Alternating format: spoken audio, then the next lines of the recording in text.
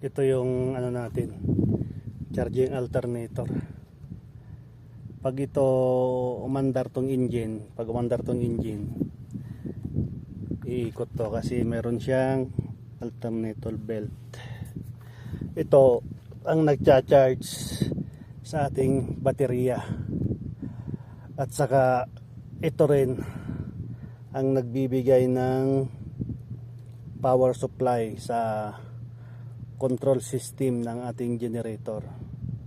Kaya pag ito hindi na gumana, hindi magtatagal, mauubos yung karga ng baterya, magsha-shutdown ng generator. Kasi ang baterya start stop at saka back up power yung baterya.